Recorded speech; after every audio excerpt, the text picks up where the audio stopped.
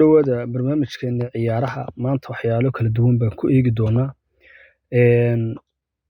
Horyaalka Ingiriiska galabta kule ciyaara jira inkasta oo ciyaaru saa u waaweyn aanay jirin, laakiin kulan ayaa dhex mari doona kooxaha Arsenal iyo Wolves. Waa kulan xiiso leh. Arsenal labadii kulan ee u dambeeyay midna Bayern Munich baa kasoo badisay Champions League kasoo reebtay 3 dhibcoodna waxaa ka qaadatay kooxda Aston Villa oo home iyo away labadaba ka qaadatay. Kulankanna waa kulan kale oo aad u adag. Kooxdan Wolvesna koox sahlan maaha. Markaa Arsenal ama galabta si toos ah ayagoo harasa tartanka Premier League Ingiriiska ama wada way ismuujino halka waxbay ka soo qaadanoo weli koobku wuxuu noqon doonaa mid la sii haysto oo aan kala cadayn. Ninkii Kloppsna sii hanjabay oo wuxuu yiri meesha nimankan Arsenal iyo Man City Klopp iyo Arteta waxay ka sheekeynayeen inay daaleen inay meesha tabcaan yihiin, laakiin anagu imikaano hawsha waxa weeye qaadi doona koobkana Liverpool ayaa ku guuleysan doonta. Laakiin kulli sida aynu sheegnay 6 ciyaarood oo haray waa 6 ciyaarood oo koox kasta final ah.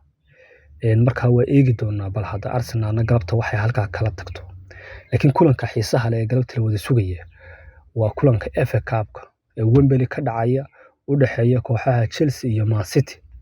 Labadan kooxood labadii kulan ee u dambeeyay Premier League waxay ku kala baxeen 4-4 iyo 2-1 oo City baa kii hore badisay ka dambana 4 gool iyo 4 gool ayay kala baxeen. Ninkan Chelsea wato xagga Pep Guardiola marka la eego waa nin halis ah. Wuu iska dhaciyaa wuu iska celiyaa. Galabtana kulli de koobka FA Cup ka la ciyaaraya finalkiisa cidii galabta badisa ayaa tagi doonta.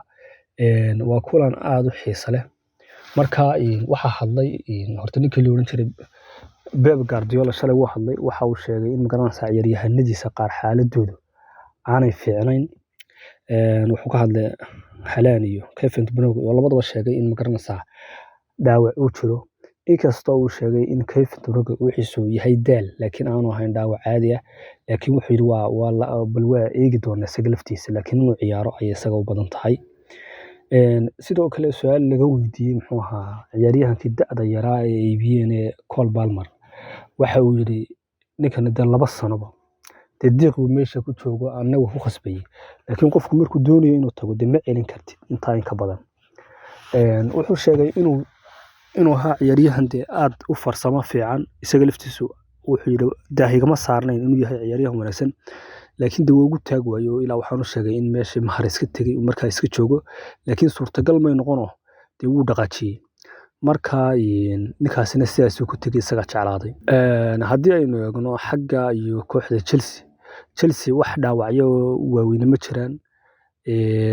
Wuxuu ciyaaryahanadu way wada diyaar. Kulankana waa kulan weyn tababarahaasi Pochettino iyaga markaa hawshoodu waa iska toosan tahay. Laakiin kulli City oo habeenkii dhawaato 120 daqiiqo oo rafaada ciyaartay ayaa caawina Chelsea la ciyaari doonta. Markaa waxaan filayaa Chelsea waxaan filayaa Man City in ayaamaha rafaadka loo saari doono. Haddii galabta ayba dhacdo oo kulanka hore wax loo kala dhalan waayo 30 daqiiqo lagu daro oo 120 daqiiqo kale la ciyaaro nimanka waxba uma noolo odayguna hore u cawdo wuxuu daal iyo rafaad ba naga muuqda. Haddii galabtana inta Chelsea ugu darto waxaan u malanayaa malaha koobka Liverpool iyo Arsenal iyo kuwaas ay eriyan doona. Laakiin bal waa eegi doona galabta waxa ay soo bandhigaan labada kooxood.